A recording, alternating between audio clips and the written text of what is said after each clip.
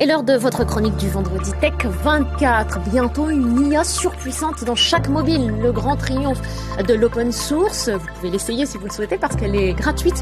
Et lorsque vous cochez la case Deep Thinking, elle se met à réfléchir. C'est la dernière application de la société chinoise DeepSeek qui a semé un vent de panique dans la Silicon Valley, qui suscite aussi beaucoup d'espoir par endroits dans le monde. Et c'est ce sur quoi on va revenir avec vous, Guillaume Gralet. Bonjour Guillaume. Bonjour Nadia. Merci d'être là. Alors cette semaine, il y a la sortie donc d'un modèle d'intelligence artificielle créé en Chine, qui a eu l'effet d'un tremblement de terre dans le monde de l'intelligence artificielle, qui a parfois la folie des grandeurs.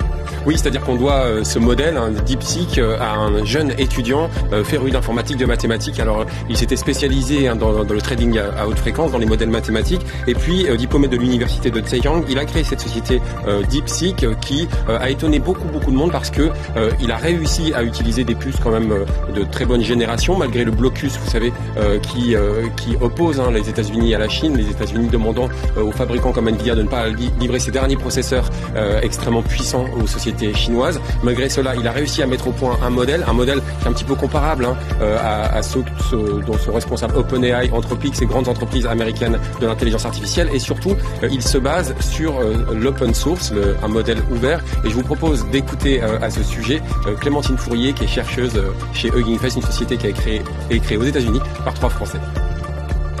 DeepSeek, c'est important parce que en open source a été sorti un modèle qui a enfin atteint les performances des modèles à source fermée. Les modèles à source fermée, c'est ChatGPT par exemple, où vous envoyez votre requête sur un site internet, il y a un modèle quelque part, mais entre les deux, il y a plein d'étapes. Et ces étapes-là, vous n'avez pas la main dessus. Et vous ne savez pas ce qui se passe entre votre requête et le modèle, et entre ce que le modèle vous renvoie et ce qui vous est affiché. Les modèles à source ouverte, à l'inverse, vous pouvez les télécharger et les installer sur votre machine. Ce qui veut dire que vous pouvez avoir complètement la main. Quand vous envoyez vos informations, vos données, tout est fait en local. Alors dans le cas d'un modèle comme DeepSeek, c'est un modèle qui est énorme. Il ne tournera pas sur votre machine, il va tourner sur un cluster de calcul. Mais on va vers des modèles qui sont de plus en plus performants et de plus en plus petits. Ce qui veut dire qu'on va vers des modèles qu'on appelle des modèles locaux, qui peuvent tourner sur les ordinateurs de n'importe qui et dans le futur sur des smartphones, sur des edge devices, des objets embarqués, etc. Donc ce type de modèle est ouvert, mais pas totalement. Oui, c'est-à-dire qu'on va pouvoir faire énormément de choses. On va en parler ensemble de la génération d'images. On va pouvoir travailler sur des modèles mathématiques. Mais ce que je trouve très intéressant, c'est que des chercheurs, notamment chez Hugging Face, se sont dit il manque quand même des choses. Il y a beaucoup d'interrogations. C'est-à-dire que, bien sûr, il y a ce modèle, ce moteur qui fonctionne très bien, mais il y a également un robot conversationnel